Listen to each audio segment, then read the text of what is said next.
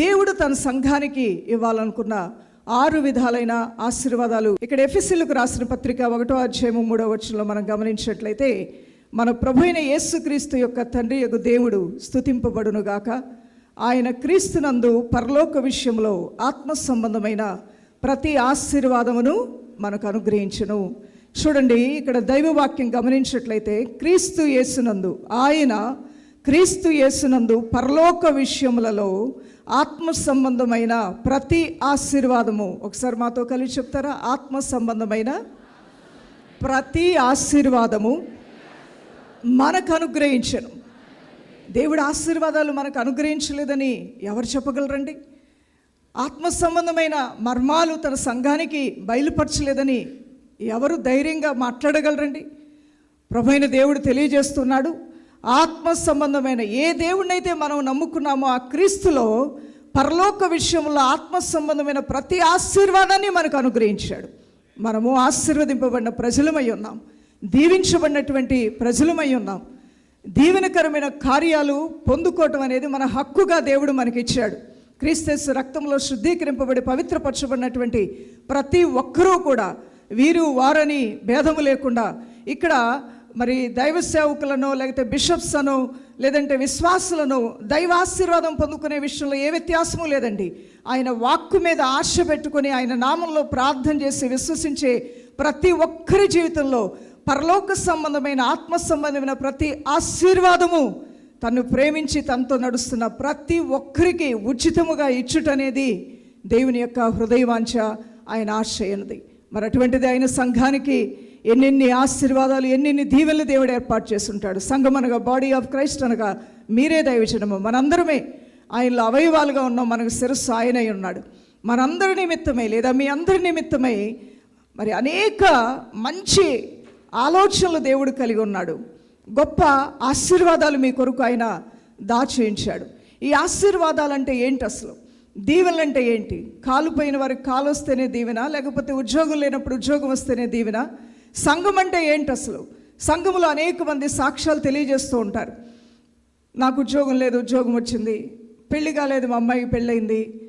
గర్భఫలం లేని మా అమ్మాయికి గర్భఫలం వచ్చింది. ఇదంతా కూడా దేవుడు చేసేటువంటి సైన్స్ అండ్ వండర్స్. పరిశుద్ధాత్మ దేవుని యొక్క సన్నిధి ఎక్కడుంటుందో అక్కడ తప్పకుండా అద్భుతాలు, ఆశ్చర్యకార్యాలు జరుగుతాయి. కానీ అది మాత్రమే ఆశీర్వాదమా? కానే కాదు దైవజనమా. ఆశీర్వాదాలు, చర్చ్ అనేది ఏ సంఘాన్ని చూసి ఇది ఆశీర్వదింపబడిన సంఘం అని మనం రికగ్నైజ్ చేయగలుగుతాం, గుర్తించగలుగుతాం. ఏ యొక్క సంఘాన్ని చూసి ఇది ఉజ్జీవింపబడుతున్న సంఘం, ఇక్కడ నీటి ఓటు వంటి పరిశుద్ధాత్మ సన్నిధి ఉన్నదని ఏ యొక్క సంఘాన్ని చూసినప్పుడు నువ్వు ఆత్మలో గ్రహించగలుగుతావు అనే విషయానికి వచ్చినట్లయితే, సంఘంలో 6 విధాలైన ఆశీర్వాదాలు దేవాతి దేవుడు దాచిపెట్టాడు. ప్రతి సంఘము కూడా ఈ దీవెనలు, ఈ యొక్క కార్యాలని జాగ్రత్తగా తమలో పొందుపరుచుకోవాలి. ఇవి పోగొట్టుకోకుండా జాగ్రత్త పడాలి, వీటికి దూరం అయిపోకుండా జాగ్రత్త పడాలి, వెర్రి అజ్ఞానానికి తాము అప్పగించుకోకుండా జాగ్రత్త పడాలి. అలా ఎవరైతే జాగ్రత్త పడతారో వారిలో ఈ బ్లెస్సింగ్స్ అన్నీ నిలకడగా ఉంటాయి. ఆ దీవెనలో ఉన్నటువంటి స్థలంలోనికి వచ్చిన ప్రతి ఒక్కరూ కూడా దేవుడిచ్చేటువంటి ప్రతి ఆశీర్వాదాన్ని సొంతం చేసుకోగలుగుతారు. మొదటి ఆశీర్వాదం, the blessing of his presence. దేవుని యొక్క సన్నిధిని ఏ సంఘం అయితే కలిగి ఉంటుందో అది ఆశీర్వదింపబడిన సంఘం. చప్పలు కొడుతూ దేవుని నామానికి మహిమ చెల్లిద్దాం దైవజనమా. నిర్గమాకాండం 33వ అధ్యాయము 14వ వచనంలో మనం గమనించినట్లయితే, my presence will go with you and I will give you rest. అందుకు ఆయన, నా సన్నిధి నీకు తోడుగా వచ్చును, నేను నీకు విశ్రాంతిని కలుగు చేసేదను. దేవుని యొక్క సన్నిధి ఎక్కడుంటుందో అక్కడ జీవితాలు మార్చబడతాయి. మరి పాపక్షమాపణ అనేది ఉంటుంది. అదే రీతిగా గుండె గదులకు పడినటువంటి గాయాలు మార్చబడతాయి, హృదయ స్థితిగతులు మార్చబడతాయి. ఎంత ఘోర పాపైనా నూతన మనస్సు, నూతన హృదయం, నూతన జీవితానికి నాంది పలుకోవటానికి అక్కడ కార్యాలని ఆ వ్యక్తి చూడగలుగుతాడు, లేదా ఆ సహోదరి చూడగలుగుతుంది. Worship becomes so powerful. అక్కడ దేవుని సన్నిధి ఉన్న స్థలంలో వారు చిన్న పాట పాడినా, పెద్ద పాట పాడినా, వారు వాయిద్యములు ఉండి పాడినా, వాయిద్యములు లేకుండా పాడినా అక్కడ దేవుని యొక్క శక్తి ప్రభావం దిగి వస్తుంది. హల్లెలూయా. మేడగది అనుభవం ఎంత అద్భుతమైన అనుభవం అండి. ఇలాంటి లైట్స్ అక్కడ లేవు, ఇలాంటి సౌండ్ సిస్టమ్ అక్కడ లేదు, చక్కటి పాడేటువంటి మరి గాయకులు అక్కడ లేరు. అయినప్పటికీ కూడా దేవుని సన్నిధి అక్కడికి దిగి వచ్చినప్పుడు వారి బ్రతుకులు మారిపోయాయి. హల్లెలూయా. వేటితో సంబంధం లేదు. దేవుడు నీ పట్ల కార్యాలు జరిగించాలంటే ఏదో మనం ఏర్పాటు చేస్తేనే దేవుడు మన మధ్యలో దిగి వస్తాడంటే అది నిజము కాదు. నీ హృదయాన్ని దేవునికి అప్పగించి మనపూర్వకంగా హృదయపూర్వకంగా ఆయన సన్నిధిలో నిన్ను సజీవయాగంగా సమర్పించుకొని ఆయన ఘనపరుస్తూ ఉండగా ఆయన ఆత్మశక్తి నీ మీదకి దిగిరావటమే, నీతో పాటు ఆయన సన్నిధిని నీ ఇంటికి తీసుకుని వెళ్ళటమే, నీ కుటుంబం అంతా దేవుని సన్నిధిలో గడపటం, జీవించటం, నడవటం అనేది ఆ సంఘానికి, ఆ వ్యక్తికి, ఆ కుటుంబానికి ఎంతో ఆశీర్వాదము, దీవెన దైవజనమా. అందువల్లనే ప్రతి ఒక్కరూ ఆలోచించుకోవాలి. నువ్వెంత బాగా ప్రసంగం చేయగలిగినా, నువ్వెంత బాగా పరిచర్య చేయగలిగినా, నువ్వెంత బాగా ఆత్మలు సంపాదించి సంఘంలో వేలాది ఆత్మలు కలిగిన సంఘ కాపరని పిలువబడుతూ ఉన్నా, నువ్వెంత వాక్చాతుర్యం కలిగిన వ్యక్తివైనా, నువ్వెంత పెద్ద ఉద్యోగం చేస్తున్నా, నువ్వెన్ని రీతులుగా ఒక ప్రాముఖ్యమైన గనుడువని నువ్వు పిలువబడుతున్న సమాజంలో దేవుని సన్నిధి లేని జీవితం ఓటి కుండ వంటి జీవితం. దేవుని బిడ్డలారా, ఓటి కుండతో సమానం. దేవుని చేతిలో ఘనమైన పాత్రగా నిలబడాలనే ప్రతి వ్యక్తి కలిగి ఉండవలసింది ఆయన సన్నిధి. హల్లెలూయా.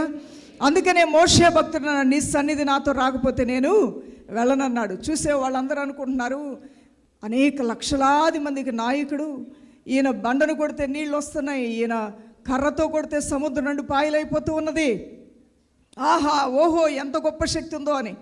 ఈ రోజుల్లో అదే మోషే ఉంటే ఎన్ని సన్మానాలు జరిగాయో, ఎన్ని శాలువాలు కప్పేవాళ్ళు, ఎన్ని పూలదండలు అర్పించేవాళ్ళు, ఎంతగా పొగిడేవాళ్ళు, ఎన్నెన్నో కార్యక్రమాలు అతని కోసం నిర్వర్తించేవాళ్ళు. కానీ మోషేకి మాత్రమే తెలుసు, ఆయనకి తెలిసిన సత్యం ఏంటంటే ఈ అద్భుతాలు, ఈ ఆశ్చర్యకార్యాలని తన వల్ల జరగట్లా, ఏ సన్నిధి అయితే తను నడిపిస్తుందో ఆ సన్నిధి ద్వారా మాత్రమే అద్భుతాలు, ఆశ్చర్యకార్యాలు జరుగుతున్నాయని. హల్లెలూయా. అందువలన నువ్వు ప్రార్థన చేస్తున్నా, వాక్యం చదువుతున్నా, ప్రభునామలో మొరపెడుతున్నా, ఆ గాడ్స్ ప్రెజెన్స్ అనేది నువ్వు కలిగి ఉండాలి. దేవుని బిడ్డ, ఆ ప్రెజెన్స్ నీలోకి వచ్చేంత వరకు కూడా నువ్వు ప్రార్థనలో పోరాడాలి. నీ బ్రతుకులో ఉన్నటువంటి వ్యర్థతలన్నీ తొలగించుకోవాలి, చీకటి కార్యాలన్నీ తొలగించుకోవాలి. నీ రహస్య జీవితాన్ని చూడగలిగినటువంటి వాడు దేవుడు మాత్రమే. ఆయన కన్ను నిన్ను చూస్తూ ఉంటుంది కాబట్టి నీ జీవితం దేవుని చేతుల్లో మరి తెరిచిన పుస్తకం లాంటిది. కాబట్టి నేను ఎలా ఉన్నాను నా దేవుని సన్నిధిలో అనేది చాలా ప్రాముఖ్యమైన విషయం. అటువంటి దైవ భయము కలిగి, పవిత్రమైన భయము కలిగి నడుచుకుంటూ ఉన్నప్పుడు ప్రభువైన దేవుడు నిన్ను విడిచిపెట్టాడు.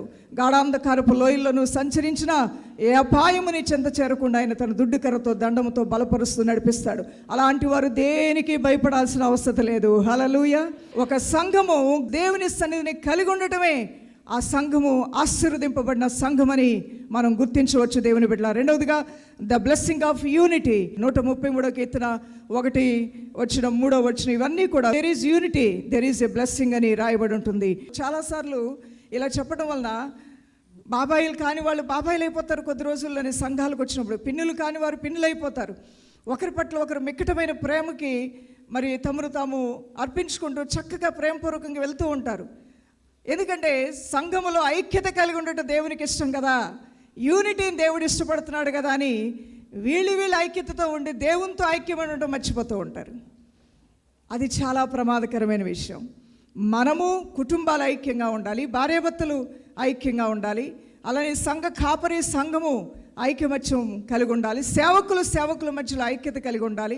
మన ఐక్యతలో పడి దేవునితో నడిచే విషయంలో, ఆయనతో సమ్మతించే విషయంలో మనం వెనకబడిపోతే మనందరం ఎంత బలబలాలు చూపించుకున్నా దానివల్ల ఉపయోగం ఉండదు. కాబట్టి మనం ఐక్యత కలిగి ఉంటూనే మనందరము కలిసి దేవుని వాక్కుతో ఏకీభవిస్తూ ఆయన చిత్తానికి విధేయులవుటే సంఘానికి ఆశీర్వాదం. హల్లెలూయా.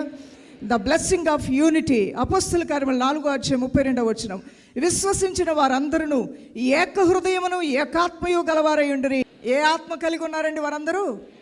ఏకాత్మ కలిగి ఉన్నారు. ప్రతి దేవుని యొక్క వాక్కుతో ఏకీభవించడమే దేవుని ప్రజలైన వారికి ఆశీర్వాదము, దీవెన అన్నది. అబ్రహాము దేవుని చిత్తానికి తను అప్పగించుకొని ఆయన పిలిచినప్పుడు తన ఊరు నుండి బయలుదేరి రావటమే అతని జీవితానికి ఆశీర్వాదమైంది. పరిశుద్ధమైన బైబిల్ గ్రంథంలో మీరు గమనించండి, పాత క్రొత్త నిబంధనలో ఏ యవనస్తుడైతే తన జీవితాన్ని దేవునికి అంకితం చేసుకొని చిత్తము ప్రభు అని తమ చిత్తాన్ని వదిలివేసి దైవ చిత్తమే తమ చిత్తముగా భావించారో వారి జీవితాలు సూర్యుని వెలుగు వలె ప్రకాశించాయి. హల్లెలూయా. మీ జీవితాల్లో అంధకారం తొలగిపోయి దేవుని వెలుగు నీతి సూర్యుడని యేసయ్య మీ జీవితాల్లో ప్రకాశించును గాక. అదే రీతిగా మూడవదిగా the blessing of spiritual growth. ఆత్మీయతలో ఒక సంఘము దినదినాభివృద్ధి పొందుతూ ఎదుగుతూ ఉన్నదంటే అక్కడ దైవ కార్యాలు ఉన్నాయి. అదే దీవించబడిన సంఘమైనది. ఒక సంఘానికి విజయం అంటే ఏంటంటే ఒక సంఘం ఆత్మీయతలో ఆత్మ జ్ఞానము కలిగి, పరలోక జ్ఞానము కలిగి, వాక్య జ్ఞానము కలిగి తమ జీవితాల్ని వాక్యానికి అనుగుణంగా ప్రజలు నూతనపరుచుకున్నారంటే అక్కడ ఆశీర్వాదాలు ఉన్నాయండి. అక్కడ నీ నోట్లోంచి, నీ కంఠస్వరంలోంచి ప్రార్థన రాకముందే నీకు జవాబు రాబోతుంది. హల్లెలూయా. ఇంకా దైవజనుడు నిలబడి స్వస్థతల కోసం ఆ ప్రార్థనకి సిద్ధపడుతూ ఉండగానే స్వస్థతా కార్యాలు జరిగిపోతాయి. దైవజనమా, వంగిన స్థితి తిన్నగా నిలబడే రీతిగా దైవ ప్రత్యక్షతలు అనేది దేవుని ప్రజలు చూడగలుగుతారు. అందువలన ప్రతి ఒక్కరు, ఈచ్ అండ్ ఎవ్రీ పర్సన్, ఇది ఎవరో వచ్చి మనకి ఏదో చేస్తారు, ఏదో మనకు ఉద్యోగం లేవాలంటే ఎక్కడో ఆకాశం నుంచి ఎవరో వ్యక్తి దిగి రావాలని అనొద్దు. మీలో ఉజ్జీవం ప్రారంభమైతే, ఉజ్జీవం పొందుకున్న 100 మంది ఇక్కడ సమకూర్చబడితే అక్కడ అగ్ని దిగి వస్తుంది. హల్లెలూయా. వ్యక్తిగతంగా ప్రతి ఒక్కరూ కూడా స్పిరిచువల్ గ్రోత్, ఆత్మీయ అభివృద్ధి కోసం పాటుపడటం అనేది, ఆత్మీయతలో దినదినాభివృద్ధి పొందడం అనేది చాలా ప్రాముఖ్యమైనది. ఇక్కడ స్టేజ్ దగ్గర నిలబడి దైవ సేవకులు వాక్యం చెప్తూ ఉంటే వారు ఆశించేది, వారి ద్వారా దేవుడు ఆశించేది ఏంటంటే తన సంఘము ఆత్మీయతలో దినదినాభివృద్ధి పొందాలని ఆయన ఆశపడుతూ ఉంటాడు. కొలస్సీలకు రాసిన పత్రిక 2వ అధ్యాయము 6 నుండి 7 వచనంలో మనం గమనించినట్లయితే, కావున మీరు ప్రభు అయిన క్రీస్తు యేసును అంగీకరించిన విధముగా ఆయన యందు వేరుపారిన వారై ఇంటి వలె కట్టబడుచు, మీరు నేర్చుకున్న ప్రకారముగా విశ్వాసమందు స్థిరపడుచు, కృతజ్ఞతాస్తుతులు చెల్లించుట యందు విస్తరించుచు ఆయన యందుండి నడుచుకొనుడి. హల్లెలూయా. విశ్వాసంలో స్థిరపరచబడటం, కృతజ్ఞతాస్తుతులు చెల్లించటం, దేవుని యొక్క మాటలు నేర్చుకోవటం, నేర్చుకున్న ప్రకారం జీవించటం, ఇదే కదా ఆత్మీయ అభివృద్ధి. ప్రభువైన దేవుడు దాన్నే కోరుతూ ఉన్నాడు. అది గ్రేటెస్ట్ బ్లెస్సింగ్. ఒక సంఘం ఆత్మీయతలో అభివృద్ధి పొందుతుందంటే అది దీవించబడిన సంఘం అని ప్రభువైన దేవుడు అన్నాడు. 4వది కదా blessing of power and anointing. దేవుని యొక్క శక్తి, దేవుని యొక్క అభిషేకాన్ని ఏ సంఘం అయితే కోరుకుంటుందో, పరిశుద్ధాత్మ ప్రత్యక్షతలకు ఏ యొక్క సంఘం అయితే ద్వారాలు తెరుస్తుందో అక్కడ ఆశీర్వాదాలు, దీవెనలు ఇవ్వటానికి ప్రభువైన దేవుడు వేగముగా తన వాక్కును పంపించి కార్యాలు జరిగిస్తాడు. అపోస్తల కార్యములు 1వ అధ్యాయం 8వ వచనం, ఆయనను పరిశుద్ధాత్మ మీ మీదకు వచ్చినప్పుడు మీరు శక్తి నొందెదరు గనుక భూదిగంతముల వరకు నాకు సాక్షులై ఉంటారు. ఈ శిష్యులు యేసుతో నడిచిన వారే కదా. ఈ శిష్యులే కొందరు బొంకిన వారు ఉన్నారు కదా. యేసయ్య అంటే ఎవరో నాకు తెలియదు అన్నవారు ఉన్నారు కదా. ఈ శిష్యుల్లోనే కొంతమంది పిరికివారుగా ఉన్నవారు ఉన్నారు కదా. ఈ శిష్యుల్లోనే ఒక శిష్యుడు దేవుని శిష్యులతో నడుస్తూ ఆ సంచిలో ఉన్నటువంటి కానుకలు దొంగతనం చేసే వ్యక్తిగా కూడా ఉన్నాడు కదా. మరి అనేక బలహీనతలతో ఉన్నటువంటి వీరు బలవంతులు అవ్వాలని దేవాతి దేవుడు కోరుకున్నాడు. ప్రతి ఒక్కరిలో ఏదో ఒక బలహీనత ఉంటుంది దేవుని బిడ్డలారా. అయితే ఆ బలహీనతలోంచి మీరు బయటికి రావాలని, దేవుని క్షమాపణ పొందుకోవాలని, మీరు బలవంతులు అవ్వాలని ప్రభువైన దేవుని యొక్క ఆశ అయినది. ప్రభువైన దేవుడు అంటూ ఉన్నాడు తన శిష్యులతో, నాతో 3.5 సంవత్సరాలు నడిచారు కదా, ఇది సరిపోతుందని మీరు అనుకోవద్దు. మీరు శక్తి పొందాలి. ఆ శక్తి కొట్లో కొనుక్కుంటే వచ్చేది కాదు, దుబాయ్ మాల్లో కొనుక్కుంటే వచ్చేది కాదు. అది పైనుంచి వచ్చే శక్తి. చప్పలు కొడుతూ దేవుడి నామానికి మహిమ చెల్లిద్దాం. అది పైనుంచి వచ్చే శక్తి, అది పరిశుద్ధాత్మ శక్తి, అది అగ్ని జ్వాల. అది ఒక్కొక్కరిపైకి దిగిరాగా వారు అన్య భాషల్లో వారు మాట్లాడుతూ ఆ శక్తి చేత నింపబడిన వారై ఆత్మపూర్ణులై, అనగా దేవునిలో ఉన్న రోషం, దేవునిలో ఉన్న ఆలోచనలు, ఆయనలో ఉన్న తలంపులు, ఆ ఇవాంజలైజేషన్ అనేది, ఆ ట్రాన్స్ఫర్మేషన్ అనేది, అంటే సువార్తీకరణ, భూదిగంతముల వరకు సువార్తీకరణ అనేది, రూపాంతరపరచబడిన నవీన స్వభావము. ఒకడు నూతనంగా జన్మిస్తేనే కానీ పరలోక రాజ్యంలో ప్రవేశించినటువంటి ఆ తత్వాన్ని పుణికి పుచ్చుకొని దేవుని కోసం ప్రాణాలైన త్యాగం చేయడానికి సిద్ధపడి శరీరానుసరమైన అల్పకాలమైన సుఖభోగంలో విసర్జించి శరీరాశ, నేత్రాశ, జీవపడమ్మల నుంచి బయటపడి ఆయా విధమైన శారీరక బలహీనతల్లోంచి వారు తేరుకొని బయటకు వచ్చి యేసయ్య అగ్నితో వారు భూదిగంతముల వరకు వెళ్ళి సేవా ధర్మాన్ని నిర్వర్తించారంటే వారిని మండించింది అగ్ని. అది పరిశుద్ధాత్మ అగ్ని. హల్లెలూయా. ఏ సంఘమైతే ఈ పరిశుద్ధాత్మ పవర్ అండ్ అనాయింటింగ్, ఈ యొక్క దైవశక్తికి, అభిషేకానికి ప్రాముఖ్యత ఇవ్వాలి. దైవ సేవకులు దాహంతో అడగాలి. ఒక గ్లాస్ నీళ్ళు తాగితే రోజంతా సరిపోద్దండి. మరలా దాహం వేసినప్పుడల్లా తాగాలి. సేవకులు అనేటువంటి వారైనా, విశ్వాసులైనటువంటి వారైనా, పెద్దలైనటువంటి వారైనా, మేమైనా మీరైనా ఎవరైనా సరే, మనము నడిచే క్రమంలో ఆయా సమయాల్లో రీఫిల్లింగ్ అనేది చాలా అవసరం. నాకు అన్నీ తెలుసు కదా, నేను ఇలా వెళ్తానంట అయ్యే పని కాదు. ఒక దైవజనురాలుగా పాస్టర్ గారు దైవజనుడిగా ఎన్నోసార్లు చెప్పారు నాతో, ఒక దర్శన వరం దేవుడు నీకు ఇచ్చాడు శైల, నువ్వు అవన్నీ డైరీలో రాసుకో. చాలా నెరవేర్చబడ్డాయి, 100కి 90% చూసినవన్నీ నెరవేర్చబడ్డాయి. కొన్ని భయంకరమైన సంఘటనలు చూసినప్పుడు అవి ఆయా ప్రజలకి ఫోన్లు చేసి హెచ్చరించినప్పుడు, అమ్మా దైవజనరాల ఈ సీక్రెట్ నీకు ఎవరు చెప్పారు తల్లి అంటే, ఎవరు చెప్పలేదు, దేవుడు బయలుపరిచాడు. హల్లెలూయా. పరిశుద్ధాత్మ దేవుడు బయలుపరిచాడు, నీ మేలు కోసం బయలుపరిచాడు. కన్నీరు కార్చి పాపములు ఒప్పుకొని దేవుని తట్టు తిరిగినటువంటి సందర్భాలు ఎన్నో ఉన్నాయి. కొన్ని ప్రత్యక్షతలు దేవుడు మాకు ఇచ్చాడు, అది సరిపోదు.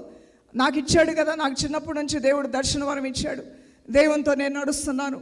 నేను 11 సంవత్సరాల వయసులోనే బాప్టిజం తీసుకుని పరిశుద్ధాత్మ అభిషేకంతో బలముగా తాకబడ్డాను అనుకుంటూ కూర్చుంటే అవదు.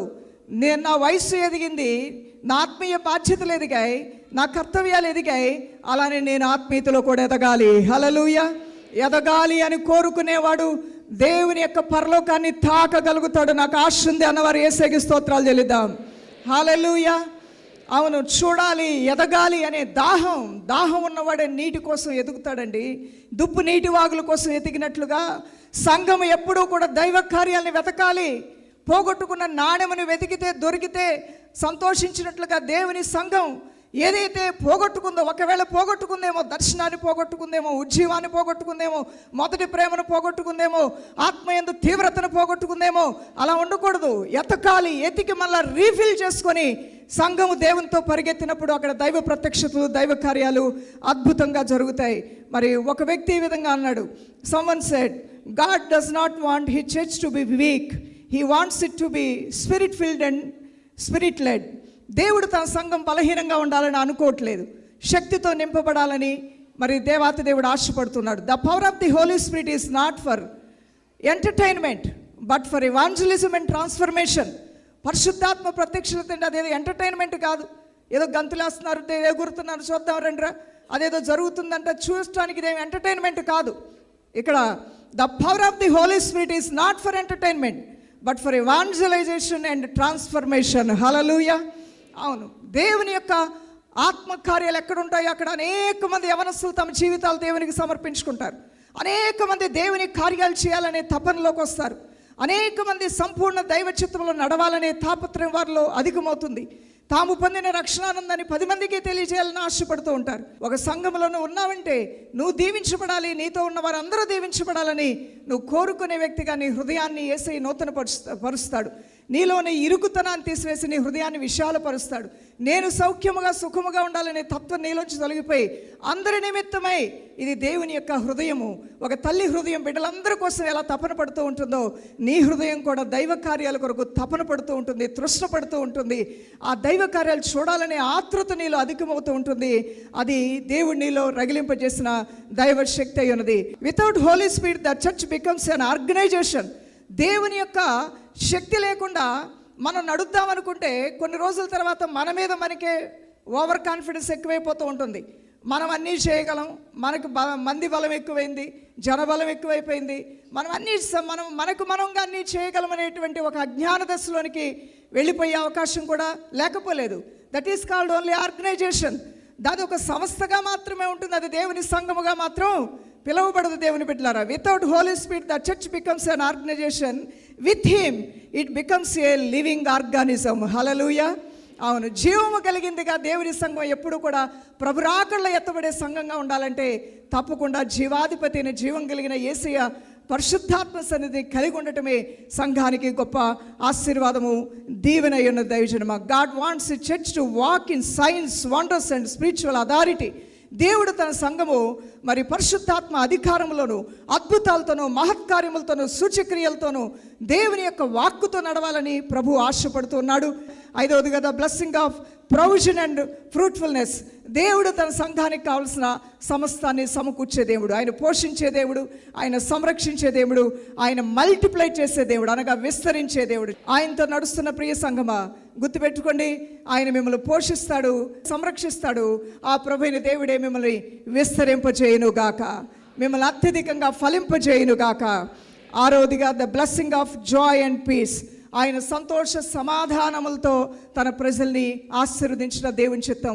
ఎక్కడైతే సంతోషము సమాధానం ఏమున్నా లేకపోయినప్పటికీ కూడా ప్రభు ఇచ్చే సమాధానం, ఆ పీస్ నీ హృదయంలో ఉందంటే నిజంగా నువ్వు దీవించబడిన వ్యక్తివే, ఆ సంఘం దీవెనలో ఉందని అర్థం చేసుకోవాలి. రోమిలి రాసిన పత్రిక 15:13 దేవుడి విశ్వాసం ద్వారా సమస్త ఆనందముతోనూ సమాధానముతోనూ మిమ్మల్ని నింపురుగాక. మీ పక్కన ఉన్న వారితో చెప్పండి, దేవుడు మీరు కలిగి ఉన్న విశ్వాసము ద్వారా సమస్త ఆనందముతోనూ సమాధానముతోనూ మిమ్మల్ని నింపునుగాక. ఇప్పుడు మీకు మీరుగా చెప్పండి, గుడి మేము చేపెట్టుకొని, యేసయ్యా నీ యందు విశ్వాసం కలిగి ఉన్న నా జీవితం, నా కుటుంబం, నాకు సంబంధించిన ప్రతి కార్యము ఆనందంతో నింపండయ్యా. సమస్త ఆనందముతోనూ సమాధానముతోనూ నేను నా ఇంటి వారు దీవించబడుదురుగాక, నింపబడుదురుగాక. హల్లెలూయా. ఒక భక్తుడు ఇలా అన్నాడు, Joy is not the absence of problems but it's the presence of Jesus. నా జీవితంలో సమస్యలు లేవు కాబట్టి నేను సంతోషంగా ఉంటానంటే అది కాదు. నీ జీవితంలో యేసయ్య ఉన్నాడు కాబట్టి నువ్వు సంతోషంగా ఉండబోతున్నావు. చెప్పులు కొడుతూ దేవుని నామానికి మహిమ చెల్లిద్దాం. దైవజనమా, గుండె మీద ఒక చేయి పెట్టుకుని ప్రార్థన చేద్దాం. మహాపరిశుద్ధుడైన నా ప్రియ తండ్రి, సర్వోన్నతుడా, సర్వశక్తివంతుడా, ఆశ్చర్యకరుడా, అద్భుతకరుడా, నీ మహోన్నతమైన నామమునకు ఘనత, మహిమ, ప్రభావములు ఆరోపిస్తున్నానయ్యా. నీ పరిశుద్ధమైన ఆశీర్వాదాలు మాకు కావాలయ్యా. నీ పరిశుద్ధమైన దీవెనలు మాకు కావాలయ్యా. నీ పరిశుద్ధమైన ఇదిగో నా తండ్రి శక్తివంతమైన అభిషేకంతో కూడిన అధికారంతో కూడిన కార్యాలు మాకు కావాలి నాయన. నీవిచ్చే అభివృద్ధి, పోషణ, సంరక్షణ, విస్తరణ నీ ప్రజలకు కావాలి నాయన. నువ్వు అనుగ్రహించే స్వస్థత, దీవెనలు నీ ప్రజలు చూడాలయ్యా. ఆయా సమస్త ఆనందము వారి సొంతం అవ్వాలనైనా, ఆయా సమాధానం వారి సొంతం అవ్వాలనైనా, ఆయా ప్రతి విధమైన మేలు వారి సొంతమైపోవును గాక యేసునామములో. మీ జీవితాల్లో దైవ కార్యాలు జరగకుండా ఆటంకపరుస్తున్న అంధకార చీకటి శక్తులను యేసునామములో బంధిస్తున్నాము. విడుదల కలుగును గాక. అయా నీ కృపతో నీ మహిమైశ్వర్యంలో వారి ప్రతి అవసరత తెచ్చి దీవించి బలపరచమని యేసుక్రీస్తు పరిశుద్ధ నామములో ప్రార్థించి వేడుకొంచున్నాం మా ప్రియ తండ్రి. ఆమేన్. హల్లెలూయా.